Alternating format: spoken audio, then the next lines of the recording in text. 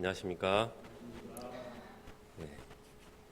지난주에 전임 대통령의 퇴임식과 또 신임 대통령의 취임식이 있었습니다. 새로 취임한 우리 대통령의 취임사에 자유라는 단어가 35번이나 나왔다고 합니다. 자유라는 단어가 그만큼 또 중요한 단어인 것 같습니다. 새로 시작하는 정부가 하나님을 경외하고 또 이 나라를 잘 이끌어 주기를 기도합니다. 그동안 우리는 코로나에 걸리면 감염이 될까봐 반드시 격리를 해야 했습니다. 지금은 일주일 격리를 하고 있지만 전에는 2주나 격리를 했습니다. 그런데 아무리 코로나라고 해도 병이 심해져서 중증으로 진행이 되면 의사를 만나지 않을 수가 없습니다. 병자가 반드시 의사를 만나야 하듯이 영적으로 병든 죄인들도 반드시 영적인 의사를 만나야 합니다. 오늘 말씀에서 예수님은 이 세리들 그리고 죄인들을 찾아오시고 그들과 큰 잔치를 하셨습니다.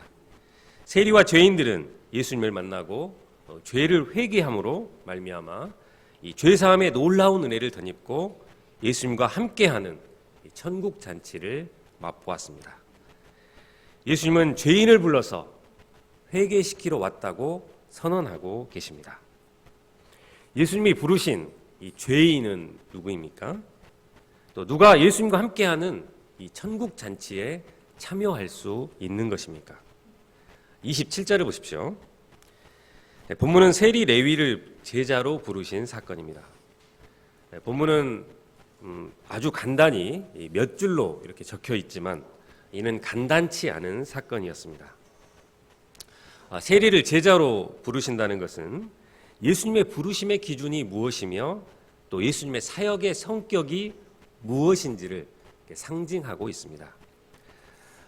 새로운 대통령이 장관들을 불러서 임명하는 것은 어떤 인물이냐에 따라서 그 자체로 어떤 정책을 펼쳐나가겠다고 하는 의지가 표명되는 것과 같습니다. 그런 점에서 볼 때 이 바리새인들의 시각으로 보면 이 죄인이나 다름없는 세리를 제자로 부르신 것은 파격적이고 또 경악스러운 사건이었을 것입니다. 얼마든지 평범하고 평범한 사람이나 또 모범생을 찾아서 제자로 부르실 수도 있으셨을 텐데 왜 하필 세리를 부르신 것일까요? 세리는 요즘으로 치면 세무 공무원입니다. 현 시대의 세무 공무원은 아무나 되는 것이 아니라 어려운 시험을 치러야 될 수 있는 우리 젊은이들에게는 꿈의 직장이고 또 동경의 대상일 것입니다. 그런데 당시 세리는 그렇지 않았습니다. 로마 제국에서 세금 제도는 매우 복잡했는데 거두어 들이는 방식은 이른바 도급제였습니다. 통치자들은 세금 징수권을 개인이나 그룹에게 양도했고 그들은 어떤 지역의 세금을 통치자에게 미리 내야만 했습니다.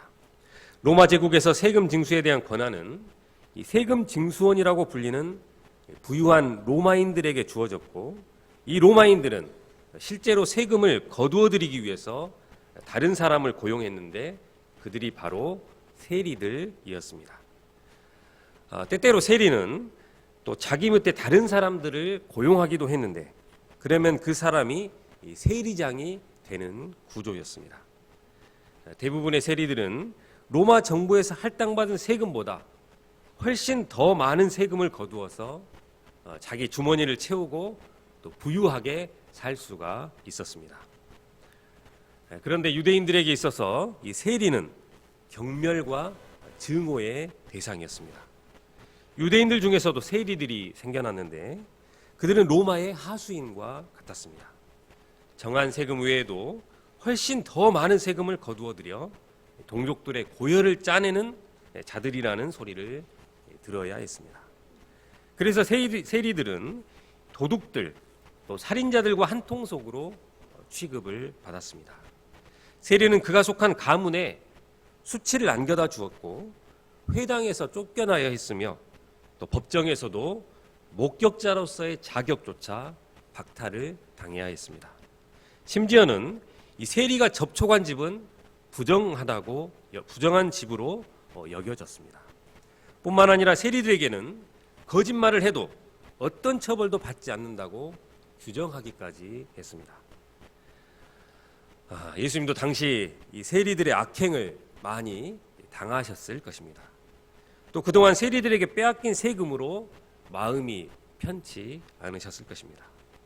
그럼에도 불구하고 예수님은 이 세관에 앉아있는 레위라고 하는 이 세리를 주목하고 보셨습니다. 아무도 눈길조차 주지 않는 것이 이 세리였습니다. 누군가 그를 본다면 증오와 또 분노가 가득한 험악한 얼굴로 그를 보았을 것입니다.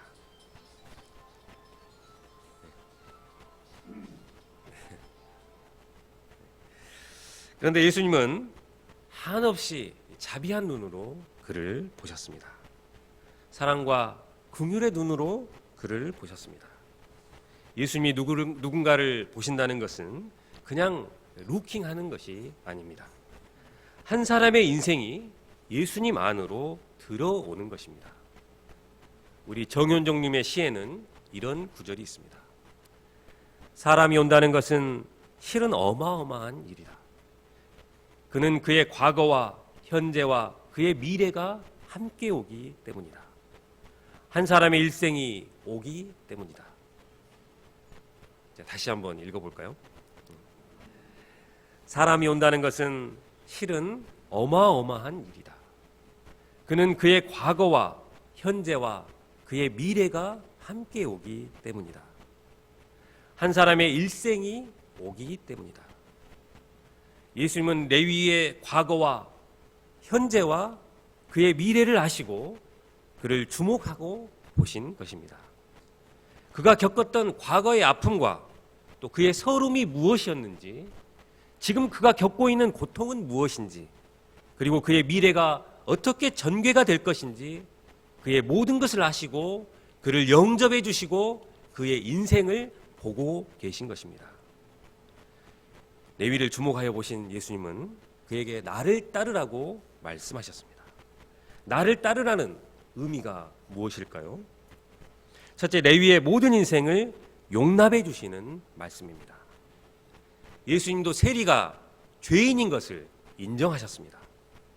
그러나 예수님은 죄악된 그의 인생이었지만 그가 인생을 잘못 살았다고 그의 인생 전체를 부정하지는 않으셨습니다.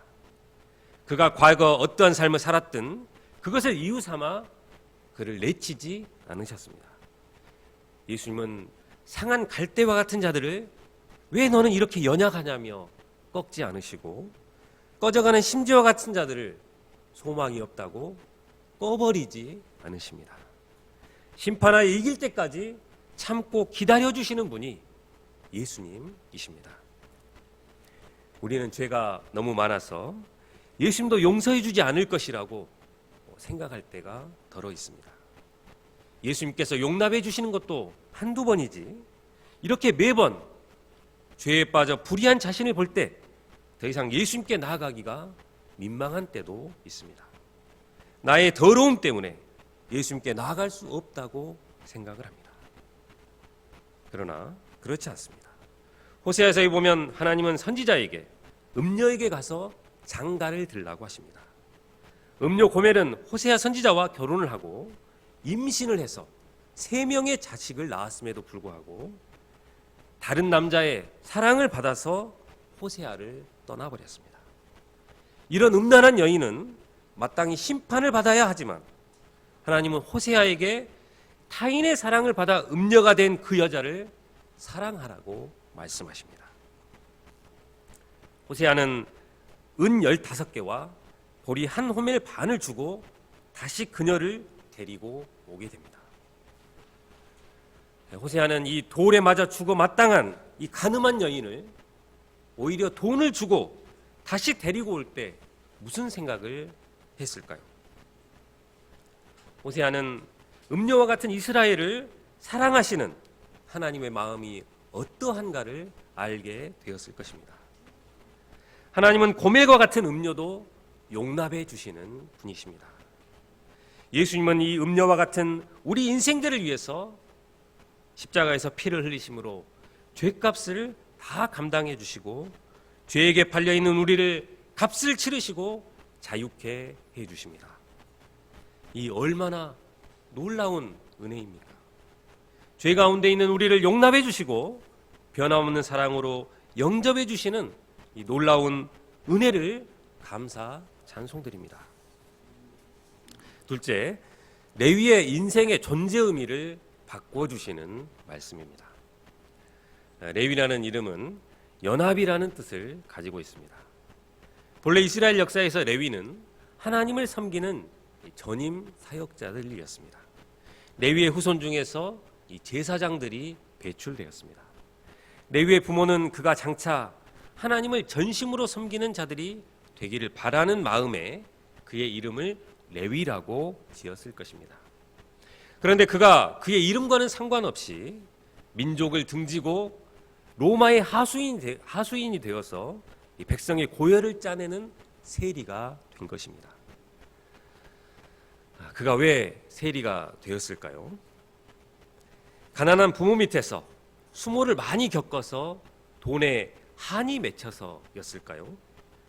아니면 기회가 평등하게 주어지지 않는 이 불공정한 사회 속에서 일찌감치 세상에 눈을 떠서였을까요? 이유는 알 수 없지만 이 돈을 벌기 위한 목표 때문에 모든 것을 버려두고 이 돈을 따랐던 것만큼은 분명한 것 같습니다. 다른 세대들처럼 오직 자신만을 위해서 살아왔습니다. 동족들이 고통을 받든 말든 상관없이 그는 어려운 시대에 믿을 것이라고는 돈밖에 없다고 생각하고 오직 돈을 향해서 쉼없이 달려왔습니다. 그런데 이제는 돈을 따르는 인생이 아니라 예수님을 따르는 인생을 살라고 그의 인생의 방향과 목표를 제시해 주신 것입니다. 나를 따르라고 하신 예수님의 말씀에 세리는 즉각적으로 반응했습니다. 세리 레위는 결정장애가 전혀 없었습니다. 그가 어떻게 이렇게 빨리 반응할 수 있었을까요? 세리는 아마도 이 세례 요한의 외침을 듣고 회개하고자 했을지 모릅니다. 누가복음 3장 12절에 보면 이 세례 요한의 회개의 메시지를 듣고 상당한 수의 세리들도 세례를 받고자 하여 세례 요한을 쫓았던 것 같습니다. 그들은 요한에게 물었습니다. 선생님, 우리는 무엇을 하여야 합니까? 레위가 세례 요한을 찾았는지 알 수는 없지만 이 세례 요한의 메시지와 또 예수님에 관한 소문을 그가 듣지 못하고 있었을 리가 없습니다. 레위는 아마도 그때부터 이미 마음이 준비되어 있었던 것 같습니다. 자신이 죄가 너무 많아서 세례를 받아야 할 존재이며 또 병든 인생이라고 인식하고 있었던 것 같습니다. 세관에 우두커니 앉아 지나온 삶을 돌이키며 회개하고 있을 때 예수님이 그를 찾아오셨습니다. 그가 세관에 우두커니 앉아 한눈에 보아도 그가 예수님이시라는 것을 직감할 수가 있었습니다.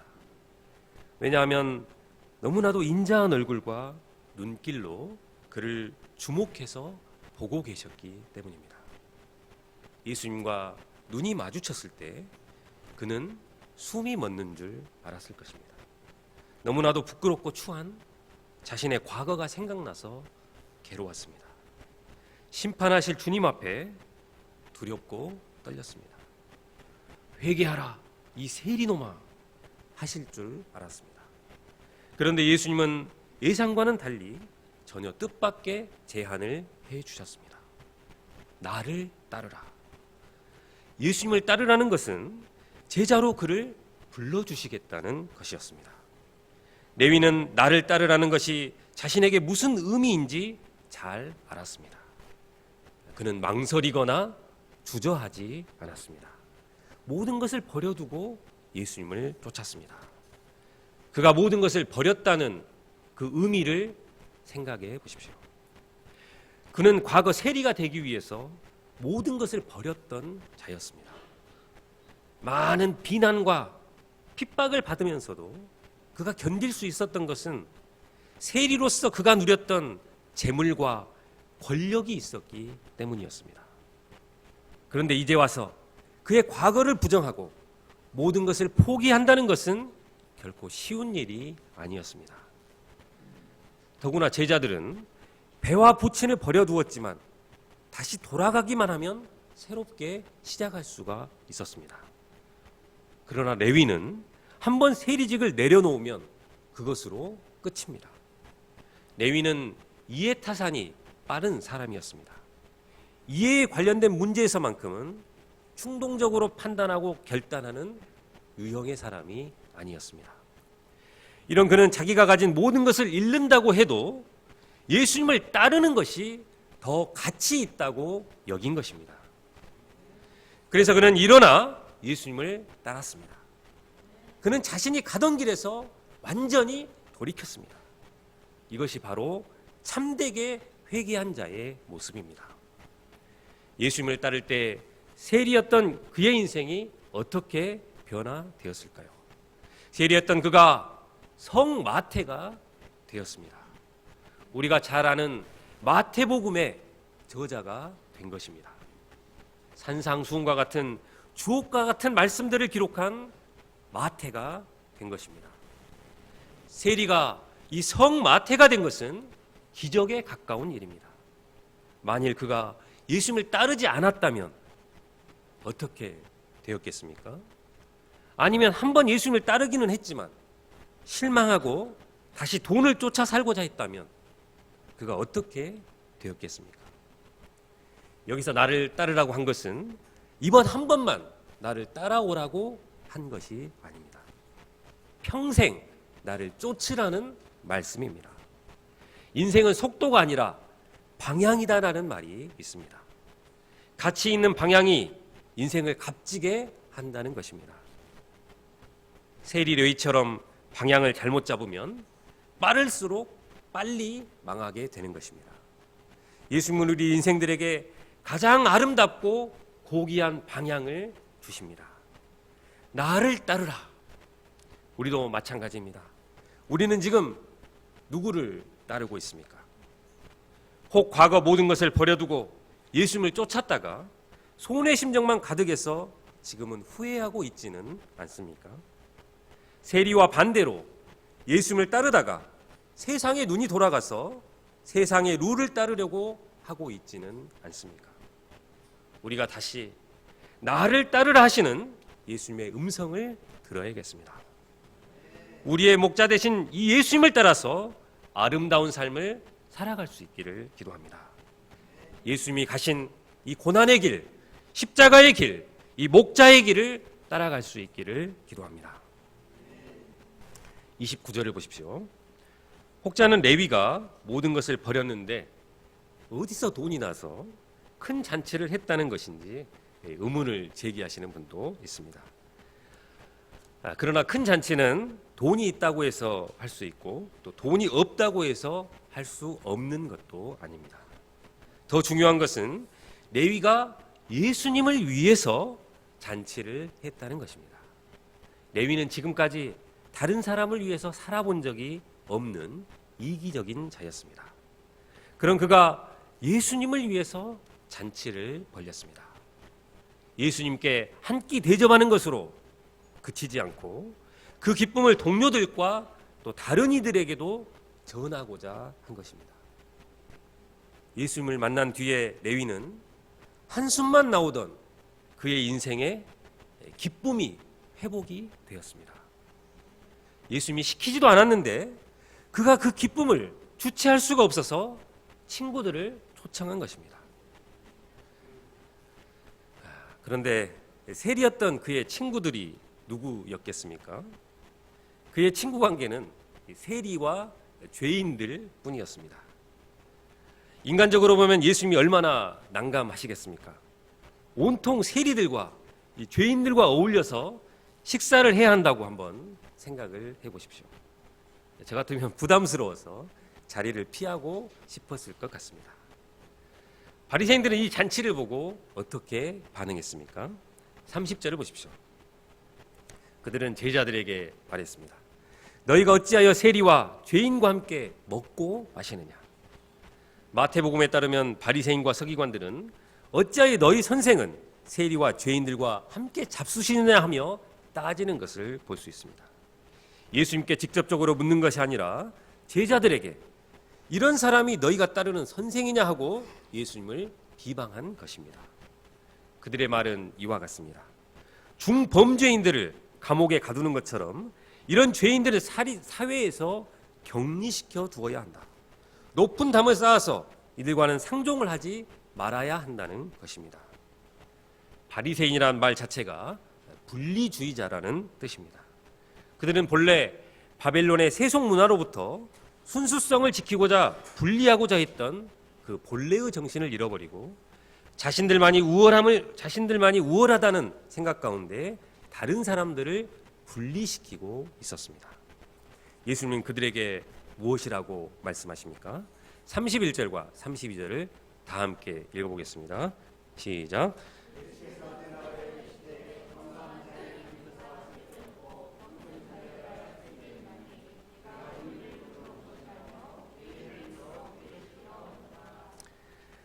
이 말씀은 바리새인 서기관들에게 주신 말씀이지만 겉으로만 보면 지극히 당연한 말씀처럼 보입니다. 모든 사람이 건강하다면 의사는 쓸데없습니다. 또 병원은 문을 닫고 의사들은 실직을 할 것입니다. 하지만 병든 사람에게 반드시 필요한 사람이 의사입니다. 어떤 분은 끙끙 앓으면서도 병원에 가지 않으려고 합니다. 그러나 예수님은 아픈 자에게 의사가 필요하다고 말씀하십니다. 예수님은 이 땅에 영적으로 병든 자를 치료하시기 위한 영적인 의사로 오셨습니다. 예수님은 내가 의인을 부르러 온 것이 아니라고 말씀하십니다. 건강한 자에게는 내가 필요 없다고 하셨습니다. 그런데 문제는 이 세상에 건강한 사람이 없다는 것입니다. 의인은 없나니 하나도 없다는 것이 성경이 말하고 있는 진리입니다. 그러므로 지금 예수님께 딴지를 걸고 있는 바리새인과 서기관들, 그들도 병자요 죄인인 것입니다. 지난주 말씀에서 예수님은 한 나병병자를 깨끗하게 해 주셨습니다. 이로 인해 예수님의 소문이 갈릴리 지역을 넘어서 예루살렘에까지 퍼지게 되었습니다. 갈릴리와 유대 그리고 예루살렘에서 온 바리새인 율법 교사들까지도 예수님을 주목하게 되었습니다. 이때 예수님은 한 중풍병자를 고쳐주시면서 자신이 죄사함의 권세자이심을 드러내셨습니다.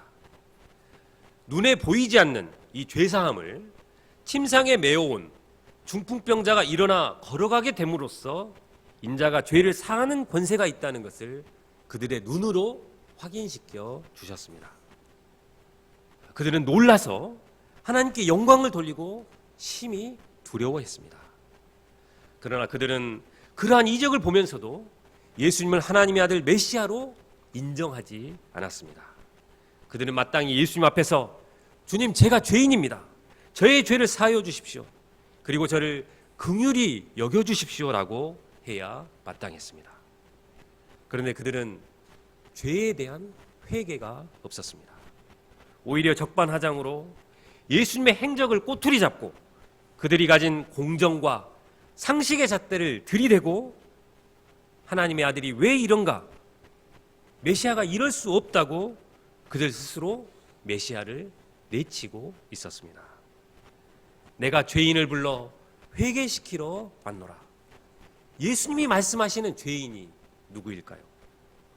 세리와 죄인들일까요? 아니면 바리새인과 서기관들일까요? 아니면 바로 나 자신은 아닐까요? 우리 중에 누군가는 죄를 지어 본 적이 없다고 말할 수 있을 것입니다. 예, 그렇습니다. 우리 중에는 지금까지 죄를 짓고 법원에 가본 적이 없는 사람이 아마 더 많을 것입니다. 적어도 세상의 법대로 하면 죄인이라고 말할 수 없을 것입니다. 그러나 우리 인간은 원래 선한 존재로 하나님의 형상과 성품을 지닌 자들이었습니다. 그런데 아담의 범죄 이후 우리 인간에게는 원죄라는 것이 생겨났습니다. 가만히 있어도 미움이 생겨납니다. 또 반항심이 생겨납니다. 방 청소를 열심히 해보려고 했는데 부모님이 갑자기 시키면 갑자기 하기 싫어지는 것이 우리 본성입니다. 또 원망하는 마음, 불평하는 마음이 계속해서 생겨납니다. 결혼한 후에 하나도 맞는 것이 없는 이 남편을 보면서 왜 이런 사람하고 결혼하게 했는가 하나님을 원망합니다. 조금이라도 일이 꼬이고 또 잘 안 풀리면 원망하고 불평을 늘어놓는 것이 우리 인간의 본성입니다. 우리는 민수기서를 통해 하나님께서 이런 원망 불평의 죄를 어떻게 다루셨는가를 살펴보았습니다. 이런 죄뿐만이 아닙니다. 사람의 속을 들여다보시는 예수님은 우리를 더럽게 하는 것들을 다음과 같이 나열하셨습니다. 음란과 도둑질, 살인과 간음, 탐욕과 악독과 속임과 음탕과 질투와 비방과 교만과 우매함 같은 모든 악한 것들이 속에서 난다고 말씀하셨습니다. 예수님 시대에만 그렇고 지금은 그렇지 않습니까? 어느 시대 어느 문화에서도 똑같이 이런 더러운 것들이 우리 안에 자리를 잡고 있습니다. 하나님이 보실 때 우리 인간은 모두 죄인이며 진노의 대상일 뿐입니다. 겉으로 볼 때 고상한 척, 또 순진한 척 할 수 있습니다. 그러나 불꽃 같은 눈으로 우리를 감찰하시는 하나님 앞에 서게 되면 두려움으로 떨지 않을 인간이 아무도 없을 것입니다. 그런데 예수님은 이런 우리 인간을 위해서 오셨습니다. 내가 죄인을 불러 회개시키러 왔노라. 이 말씀에는 예수님의 사명의 성격과 목적이 잘 드러나 있습니다. 예수님의 사명은 하나님의 사랑으로 병자를 고치는 것입니다. 사람마다 이런저런 죄로 병들어 고생하고 있습니다. 그러므로 예수님께 나와서 치료를 받아야 합니다. 그리고 내가 어떤 죄인이었으며 어떻게 치료를 받았는지 믿음의 고백이 있어야 합니다. 또 예수님의 사명의 목적은 죄인을 불러서 하나님의 말씀으로 회개시키는 것입니다. 회개가 무엇입니까? 예수님께 돌아가는 것입니다. 레위처럼 마이웨이를 버리고 예수님을 따라가는 것입니다. 예수님과 함께 하는 것입니다. 예수님은 하나님 나라의 복음을 전해서 사람들이 회개하고 하나님 나라에 들어가게 하려고 이 땅에 오셨습니다. 병치료는 자기가 병자라는 사실을 인정하는 데서 시작된다고 합니다. 영혼의 치료도 마찬가지입니다. 자신이 죄로 병들어 있으므로 치료가 필요하다는 것을 인정하는 데서 시작이 됩니다. 이것이 참된 회개의 시작입니다. 예수님은 좀처럼 자기 발견이 안 되는 바리새인들도 회개하고 하나님 나라에 들어오도록 도우셨습니다. 교회는 흠없는 의인들이 모인 곳이 아닙니다. 죄인들이 예수님을 통해서 고침을 받고 새 인생을 출발하는 곳이 교회입니다. 적게 병든 사람도 있을 수 있고 많이 병든 사람도 있을 수가 있습니다. 병든 모습을 모르고 있는 사람도 있고 너무나 병든 모습으로 절망에 빠진 사람도 있습니다. 다양한 죄인들이 함께하면서 예수님을 발견하고 알아가고 믿어가며 또 순종하고 회복되는 곳이 바로 교회입니다. 죄인 한 사람이 회개하면 하늘에서는 의인 99의 온전함보다 더 기뻐한다고 했습니다. 다시 한번 말씀드리지만 예수님은 우리를 치료하시고 우리를 죄에서 구원하시고자 이 땅에 오셨습니다. 그리고 죄인들과 천국잔치를 하고 계십니다. 이 시간 우리 모두가 회개함으로 우리의 병이 치유되는 기쁨, 또 죄사함의 기쁨이 넘쳐날 수 있기를 기도합니다. 우리의 마음에 예수님과 함께하는 이 천국잔치가 이루어질 수 있기를 기도합니다. 바리새인들은 예수님을 향해서 계속해서 비판의 날을 세웠습니다. 33절을 보십시오. 요한의 제자는 자주 금식하며 기도하고 바리새인들의 제자도 그러한데 당신의 제자들은 먹고 마시나이다. 당시 금식은 경건의 척도였습니다. 본래 금식은 1년에 한 번 대속죄일에 하면 되는 것이었습니다. 그러다가 바벨론 포로기 이후에 1년에 4번으로 강화되었고 예수님 당시에는 일주일에 2번 월요일과 목요일에 하고 있었습니다. 죄에 대한 회개와 함께 따라오는 것이 금식이었습니다. 그런데 예수님과 제자들은 회개를 이야기하면서 금식은커녕 먹고 마시고 있었습니다. 그들의 생각은 이러했습니다. 예수님, 만일 당신이 죄인들을 불러서 회개시키러 왔다면 왜 죄인들과 함께 이 회개의 표시인 금식을 실천하지는 않으시는 것입니까? 죄인을 회개시킨다면 죄인과 더불어서 금식을 해야지 왜 맨날 놀고 먹고만 있는 것입니까? 하는 것이었습니다. 이런 유대인들의 비난을 들은 예수님은 어떻게 대답하셨습니까? 34절과 35절을 다 함께 읽어보겠습니다. 시작.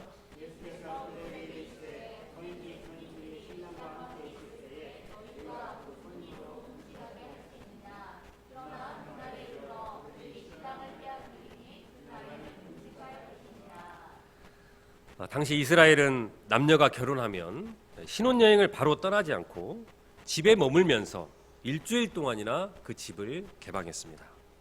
부부는 가장 좋은 옷을 입고 이 잔치 동안에 손님들과 함께 먹고 마시면서 즐거운 시간을 보냈습니다. 일주일 동안 손님들을 지극정성으로 섬겼던 것입니다.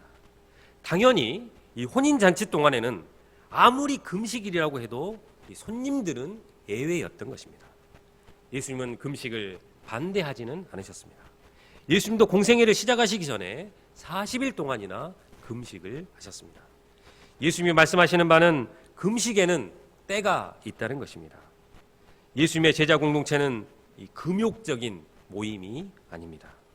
금식하고 고행한다고 사람이 바뀌는 것이 아닙니다.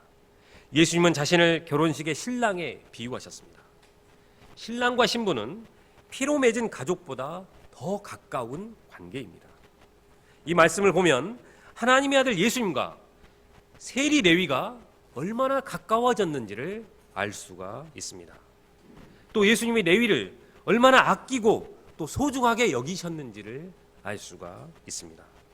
그래서 예수님과 함께 있으면 이 결혼식처럼 즐겁고 또 신혼처럼 행복한 것입니다. 예수님은 에덴 동산에서 하나님이 최고의 행복으로 제정하신 이 결혼의 기쁨을 회복하러 오신 분이십니다. 예수님은 우리의 영원한 신랑이 되십니다. 예수님과 함께 있는 한 슬퍼하거나 또 의기소침해서 금식할 필요가 없습니다. 29절에 큰 잔치가 무엇일까요? 돈을 많이 쓰는 잔치가 큰 잔치일까요? 아니면 손님 수가 많은 잔치가 큰 잔치일까요? 회개의 역사가 일어나는 잔치가 큰 잔치일 것입니다. 죄인들이 예수님을 만나는 잔치가 큰 잔치일 것입니다. 예수님이 함께 하시는 잔치가 큰 잔치일 것입니다. 구원의 잔치가 펼쳐지는 곳이 큰 잔치일 것입니다. 하나님 나라는 이러한 잔치가 열리는 곳입니다. 하나님은 죄인들이 이러한 잔치에 초대받는 것을 무엇보다 기뻐하십니다. 그동안 코로나로 인해서 2년 동안이나 이 수양회다운 수양회를 하지 못했는데 올해는 드디어 센터를 벗어나서 오랜만에 여름 수양회를 갖게 되었습니다. 이번 여름 수양회가 이러한 천국 잔치가 펼쳐지는 구원의 큰 잔치가 열리는 수양회가 되기를 기도합니다. 결론적으로 예수님은 의인이 아니라 죄인을 불러 회개시키러 오셨습니다. 누가 죄인입니까? 우리 인생 모두가 죄로 병든 인생이요 또 죄로 가득한 인생들입니다. 그러므로 예수님께 나아가 나의 죄를 인정하고 고백하며 회개해야겠습니다. 예수님은 병든 자를 치료해 주시고 죄로 가득한 더러운 우리 인생들을 용서하시고 깨끗하게 해 주십니다. 예수님은 이를 위해서 이 땅에 오셨습니다. 예수님의 크신 은혜에 감사와 찬송을 돌려드립니다.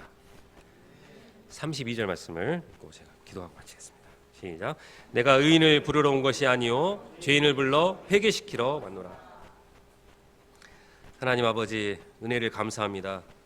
내가 의인을 부르러 온 것이 아니요 죄인을 불러 회개시키러 왔노라. 죄로 가득한 우리 인생들을 불쌍히 여겨주시고 병든 우리 인생들을 치료해 주실 뿐만 아니라 십자가에서 친히 우리의 죄값을 치르심으로 죄로부터 저희를 속량해 주신 이 크신 은혜에 감사와 찬송을 드립니다.